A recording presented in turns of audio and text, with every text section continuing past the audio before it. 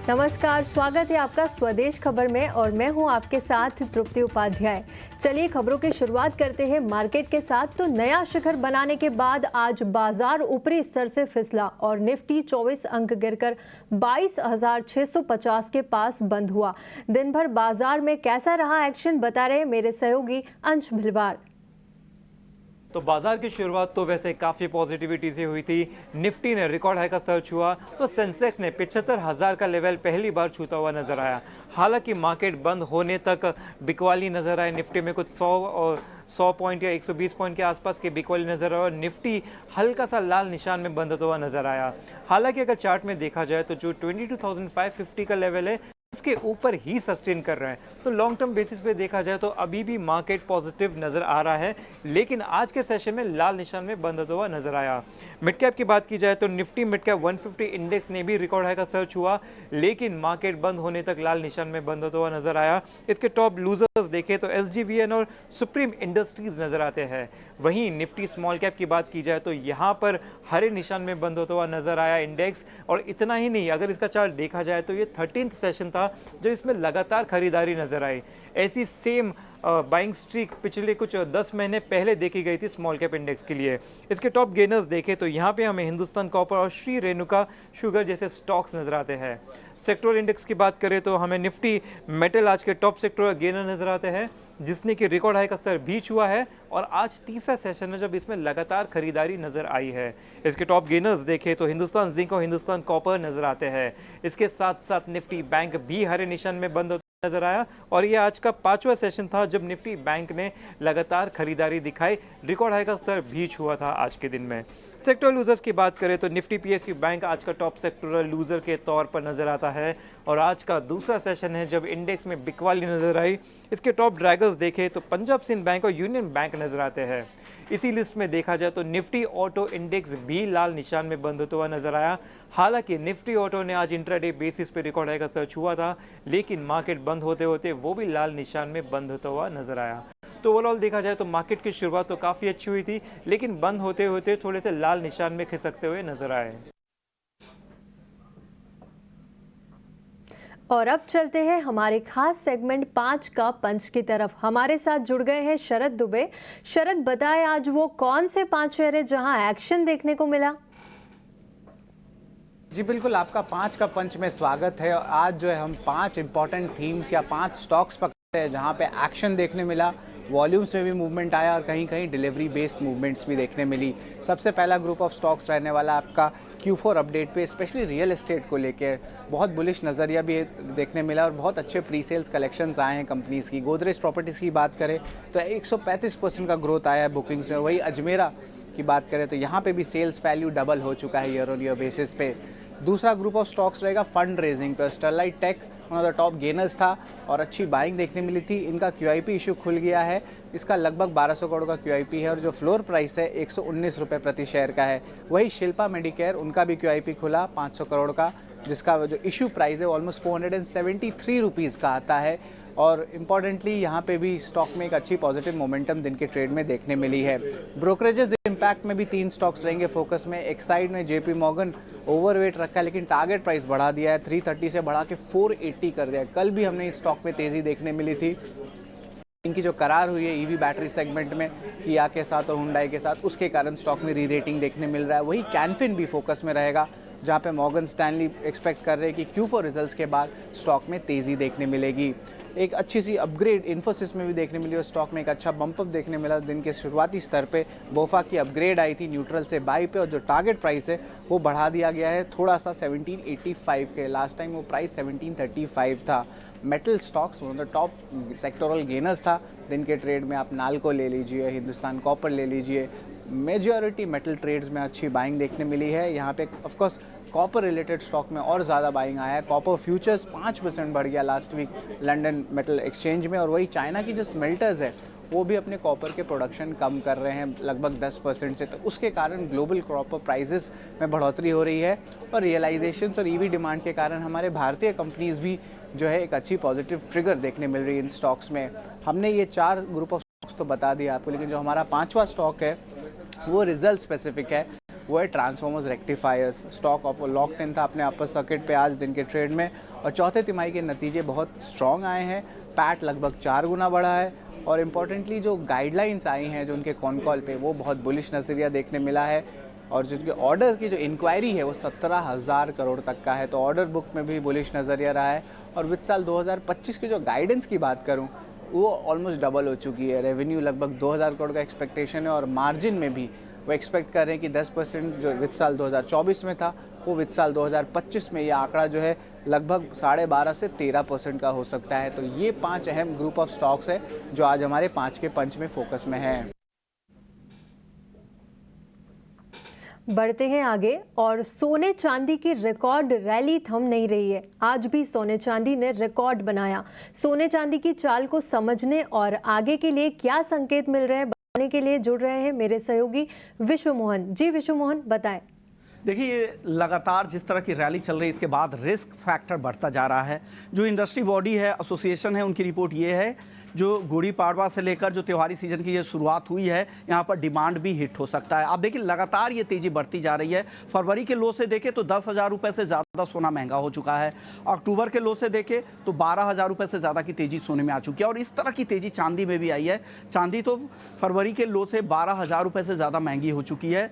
82,800 के ऊपर चांदी आज चली गई इंट्राडे में। गोल्ड 71,739 रुपये की नई ऊंचाई तक पहुंच चुका। तो एक चौतरफा तेज़ी चल रही है। जिस तरह से पेपर गोल्ड में इन्वेस्टमेंट बढ़ा है, और साथ ही सेंट्रल बैंकों की जो बाइंग बढ़ी है, खास करके चाइना में, भारत में, टर्की में, कजाकिस्तान में, और कुछ यूरोपियन देश भी हैं जहां के सेंट्रल बैंक लगातार खरीदारी कर रहे हैं। इससे गोल्ड को सपोर्ट मिल रहा है। और ये तेज़ी कब थमेगी, आगे क्या बड़ी गिरावट है, तो जितने भी जानकार हैं उनका यही कहना है कि नई खरीदारी से फिलहाल बचे। हो सकता है कि 1-2 हज़ार रुपये की तेज़ी के चक्कर में कहीं आप 5,000-6,000 रुपये ना गमा पाए। तो अभी थोड़ा सा वेट एंड वॉच मूड में रहे, क्योंकि बड़ी तेज़ी के बाद हमेशा एक करेक्शन का भी फेज आता है। तो इंतज़ार करें, इस तेज़ी की रैली में कूदने की कोशिश ना करें।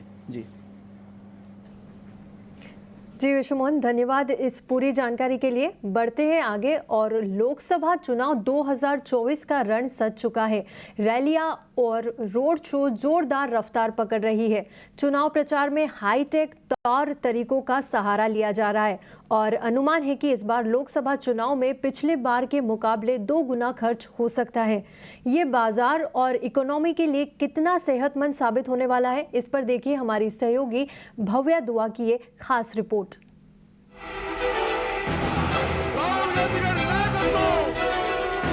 भारत के 2024 की जनरल इलेक्शंस पूरे विश्व में सबसे ज्यादा एक्सपेंसिव होने की एक्सपेक्टेशन है।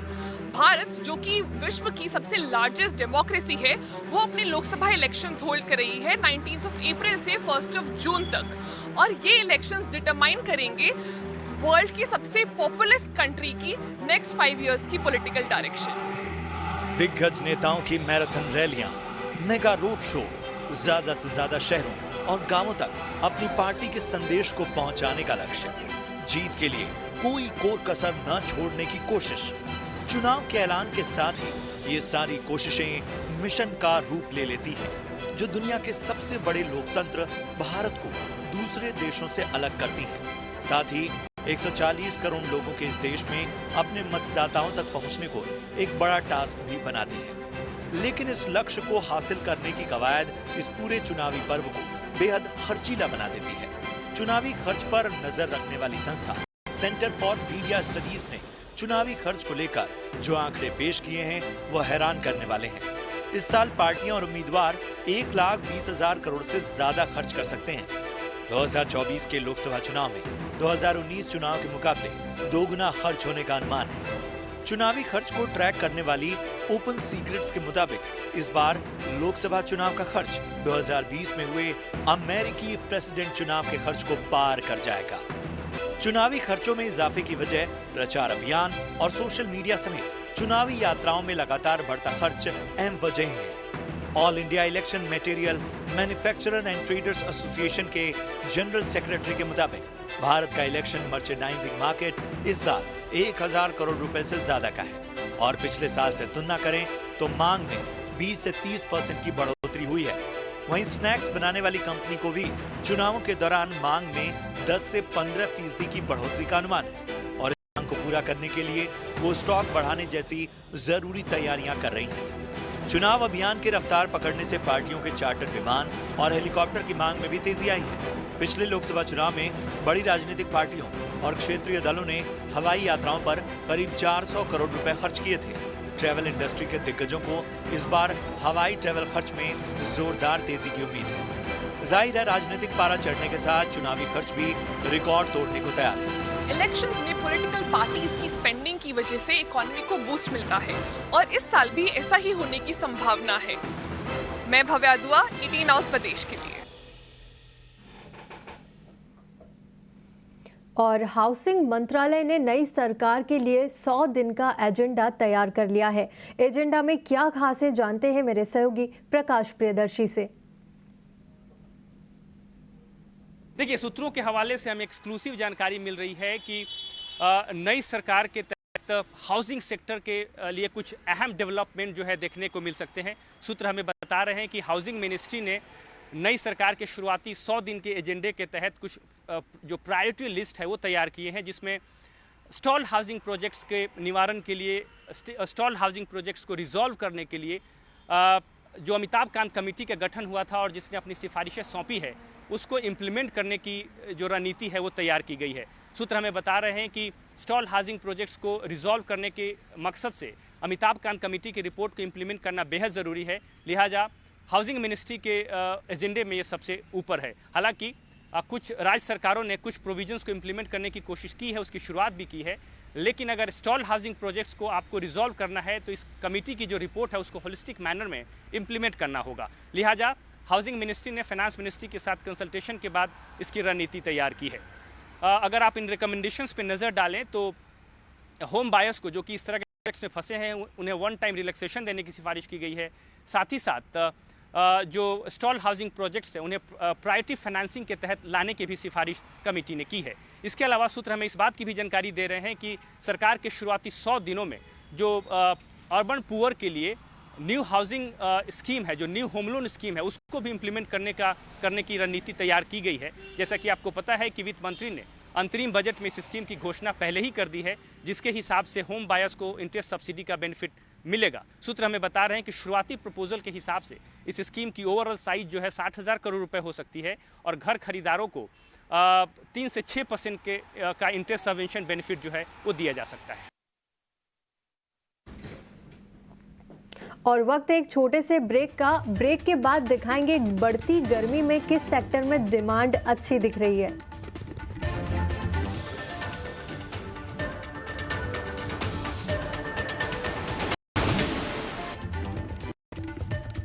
ब्रेक के बाद स्वागत है आपका। और अब बात कर लेते हैं गर्मियों की। तो गर्मियों के साथ पारे का लगातार बिगड़ता मिजाज। अप्रैल तो बस गर्मी का ट्रेलर है, मई जून में भीषण गर्मी की पिक्चर अभी बाकी है। मौसम विभाग ने 2024 के ज़्यादा गर्म होने का अनुमान जताया है। अब मौसम के मूड को तो हम नहीं बदल सकते हैं, हाँ एसी, कूलर और कूल ड्रिंक्स और आइसक्रीम से गर्मी की मार को कम ज़रूर कर सकते हैं। यही वजह है कि इस साल गर्मियों में जहाँ एक और एसी और कूलर बेवरेजेस की डिमांड में जबरदस्त उछाल आने का अनुमान है, साथ ही पावर डिमांड भी पीक पर होने का अनुमान है। आज के इस स्पेशल सेगमेंट में हम इसी पर चर्चा करेंगे। डिमांड सप्लाई की क्या पोजीशन है, इंडस्ट्री बढ़ते हुए डिमांड को पूरा करने के लिए कितना तैयार है। चर्चा को आगे बढ़ाएंगे, उससे पहले चलते हैं मेरे सहयोगी प्रशांत पांडे के पास और समझते हैं कि गर्मी के बढ़ते और जोर के बीच कहाँ डिमांड दिख रही है। जी प्रशांत, बताएं। बिल्कुल आपने सही कहा, बढ़ती गर्मी और आमतौर पर इस गर्मी को एक आफत कहा जाता है, गर्मी के सितम के तौर पर लिया जाता है। होती भी है गर्मी इसी तरह से, लेकिन ये गर्मी कई सेक्टर और ख़ास तौर पे कई ऐसे कंज्यूमर प्रोडक्ट्स हैं, कंजम्पशन की जो थीम है उस सेक्टर के लिए एक तरह से वरदान साबित होती है। और यही वजह है कि हम देख रहे हैं कि जो खपत वाले सेक्टर हैं उसमें इस वक्त जो ट्रेंड्स नज़र आ रहे हैं वो क्या ट्रेंड्स हैं, गजब के ट्रेंड्स। जी हाँ, आप ये सोचिए कि एसी की जो डिमांड थी, एसी की जो बिक्री थी, उन सब में एक तरह का उछाल इतना ज़्यादा नज़र आ रहा है कि वो पिछले जो पूरे आंकड़े हैं उसको शुरुआत में ही आगे बढ़ता हुआ नजर आ रहा है। अब जरा आपको ग्राफिक्स के जरिए हम बता रहे हैं कि किन किन सेक्टर में नजर आपको रखनी है। जी हां, एसी की सेल्स जबरदस्त है, कूल ड्रिंक्स की जो सेल्स हैं वो बहुत ही दमदार नजर आ रही हैं। इसके अलावा और भी अहम बातों को देखें तो तमाम जो आइसक्रीम बनाने वाली कंपनियां हैं, ड्रिंक्स बनाने वाली कंपनियां हैं, जो आपको ठंडक दिलाती हैं, उन सभी में डिमांड नजर आ रही है। अब जरा हम सबसे पहले एसी की बात कर लेते हैं। जी हां, एसी की डिमांड जो कि 2023 में हमने देखा कि 1 करोड़ के करीब एसी की बिक्री हुई, वो अब इस बार 1.25 करोड़ से ऊपर जाने की उम्मीद जताई जा रही है। अब इन सारी चीजों की बात है, आप कंजम्पशन अगर कंज्यूम ज्यादा करेंगे तो पावर डिमांड भी पीक पर रहेगी और इसका असर नजर आएगा। पावर मंत्रालय को गर्मियों में बिजली की बंपर मांग का अनुमान है और 100 डेज एजेंडा पर इसी वजह से पावर मिनिस्ट्री लगातार काम कर रही है, कोशिश यही की जा रही है। अब हमने आपको जो कंज्यूमर ड्यूरेबल में एसी के सेगमेंट में देखिए, अनुमान इस बार यानी मार्च से मई तक इस बार 60% तक बिक्री का अनुमान सिर्फ मार्च से मई के बीच है अकेले एसी सेगमेंट में। अगर हम बात करें बाकी, इसमें आप एसी के अलावा कूलर देख लीजिए, इसके अलावा बहुत से और भी बाई प्रोडक्ट्स होते हैं, उनमें देखें तो 40% तक की बिक्री का अनुमान है। वोल्टास ने उछाल जबरदस्त देखा, 80 से 85% की आय वोल्टास को एसी सेगमेंट से आती है और इस बार रिकॉर्ड 20 लाख एसी जो है वोल्टास ने अकेले बेचे हैं। ब्लू स्टार एसी से यूसीपी सेगमेंट में जबरदस्त मांग है। सिंफनी के एयर कूलर बड़े डिमांड में रहते हैं और 50% मार्केट शेयर पर कब्जा है सिंफनी का एयर कूलर सेगमेंट में। सिंफनी ने Q1 FY25 में यानी जो अब तक का वक्त है उसमें 25% ग्रोथ का लक्ष्य रखा है और यह अचीव भी होता हुआ साफ तौर पर नजर आ रहा है। अब जैसा मैंने कहा कि इसमें बाकी जो कंपनियां हैं जैसे गोदरेज अप्लायंसेस में एसी में 20% सालाना ग्रोथ की उन्हें उम्मीद है। जिस तरह की डिमांड नजर आ रही है, जिस तरह का वो डिमांड का कैरी फॉरवर्ड जा रहे हैं, वर्लपूल जाना पहचाना ब्रांड रेफ्रिजरेटर्स से 60% आय और बाकी जो है वो 40% बिक्री इसमें होती है। तो ये तमाम जो ब्रांड्स हैं इनकी कहानी जो है वो साफ तौर पर बताती है कि जबरदस्त डिमांड इस वक्त नजर आ रही है, खासतौर पे एसी, एयर कूलर, रेफ्रिजरेटर और भी बहुत सारे प्रोडक्ट्स हैं जिनके बारे में हम चर्चा आगे करेंगे। जी प्रशांत, धन्यवाद इस पूरी जानकारी के लिए। और इस वक्त हमारे साथ जुड़ चुके हैं विजय सेल्स के एमडी नीलेश गुप्ता जी। नीलेश जी, ईटी नाउ स्वदेश को समय देने के लिए बहुत बहुत शुक्रिया। और मैं आपके साथ तृप्ति बात कर रही हूँ। मेरा पहला सवाल बढ़ती गर्मी में डिमांड को लेकर होगा। करेंट फुटफॉल ट्रेंड कैसा है? किस तरह के प्रोडक्ट की डिमांड ज़्यादा दिख रही है? नमस्कार तृप्ति जी। एंड इस वक्त मेरे ख्याल से जो पहला शुरुआत हुई है लास्ट वीक ऑफ मार्च और फर्स्ट वीक ऑफ अप्रैल में, बहुत ही धुआंधार बल्लेबाजी वाली शुरुआत हुई है। जो हम देख रहे हैं, अगर मैं पिछले पहले 8 दिन इस साल के देखता हूँ अप्रैल के, और पिछले साल के मुकाबले नियरली डबल सेल हो गई है और फुटफॉल भी बहुत तेजी से बढ़ गया है क्योंकि गर्मी इस बार बढ़ गई है। और एक और चीज हमें याद रखनी चाहिए कि लास्ट ईयर जो था समर सीजन बहुत अच्छा नहीं गया था क्योंकि पूरे सीजन में तकरीबन बीच बीच में बारिश ने आके सीजन को बिगाड़ दिया था। बट इस बार जो अनुमान भी आ रहा है वेदर विभाग से वो ये है कि बहुत तेज गर्मी पड़ेगी और शायद उस वजह से लोग भी, ग्राहक भी पहले ही अभी निकल गए हैं कि जब एकदम ज्यादा तेज हो उसकी जगह अभी से हम खरीद लें। ऑल्दो अभी गर्मी पकड़ चुकी है, तो इस बार डिमांड काफी रहेगी एयर कंडीशनर्स की, एयर कूलर्स की और फ्रिजेस की। सर, तो सर मेरा दूसरा सवाल आपसे होगा कि टियर 2 और टियर 3 शहरों से डिमांड किस तरह की है? हम देख रहे हैं कि कई शहरों में रेजिडेंशियल डेवलपमेंट हो या इंडस्ट्री का विस्तार काफ़ी हो रहा है। इसका फ़ायदा कैसे मिल रहा है? देखिए, वैसे विजय सेल्स टियर 2 और टियर 3 में नहीं है, लेकिन फिर भी जो जानकारी मुझे बाकी मैन्युफैक्चरर्स वगैरह से मिलती है उस हिसाब से ग्रोथ वहाँ भी तकरीबन मेट्रो की तरफ से आ रही है। इनफैक्ट कुछ टियर 2 टियर 3 में तो मेट्रो से ज़्यादा आ रही है, बिकॉज सब जगह डेवलपमेंट हो रहा है। बिल्कुल सही कहा आपने। और उस डेवलपमेंट में जब भी घर में शिफ्ट होंगे तो एसी और फ्रिज एक जरूरत की चीज हो गई है, तो उस वजह से भी नॉन सीजन में भी वो सेल बढ़ती है। और अब तो सीजन है तो और हमें वृद्धि दिखाई देगी। नीलेश जी, तो मेरा एक और सवाल होगा आपसे, क्या कोई और भी ऐसा अपडेट है एसी, कूलर, रेफ्रिजरेटर के अलावा कोई ऐसा प्रोडक्ट जिसकी गर्मियों में डिमांड बढ़ जाती है? आइसक्रीम और कोल्ड ड्रिंक्स बाकी कोई ऐसा प्रोडक्ट नहीं है। हाँ, थोड़ा बहुत टायर 2-3 में आपके ये इलेक्ट्रिकल स्टेबलाइजर्स की डिमांड बढ़ जाती है क्योंकि वहाँ पे, बट वो मेट्रोज में नहीं होती। जी जी नीलेश जी, सर आपकी जनवरी और फरवरी में डिमांड कैसी रही और मार्च आपके लिए कैसा रहा? देखिए, जनवरी फरवरी नॉर्मल था, कोई ज्यादा ग्रोथ नहीं आई, सिंगल डिजिट ग्रोथ थी। मार्च में लास्ट वीक ने गर्मी पकड़ी थी तो सेल अच्छे आए, इस वजह से मार्च में तकरीबन हमने डबल डिजिट ग्रोथ देख ली। बट अप्रैल जो दिख रहा है वो अब ऐसा लग रहा है कि शायद 25 से 30% की ग्रोथ आ जाएगी। जी नीलेश जी, तो गर्मियाँ तो आ गई है और इसमें वॉशिंग मशीन की भी काफ़ी अच्छी डिमांड होती है, तो रूरल एरिया से और अर्बन से किस तरह की डिमांड आपको दिखाई दे रही है वॉशिंग मशीन सेगमेंट में?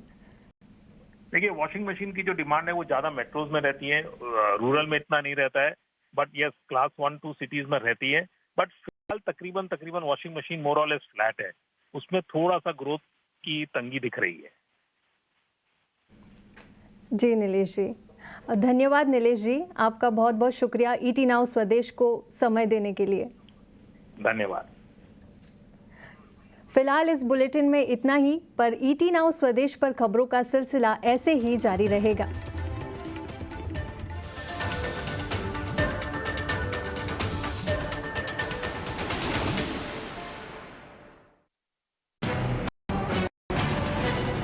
मुझे लगता है कि हम दुनिया की कोई भी टीम को हरा सकते हैं।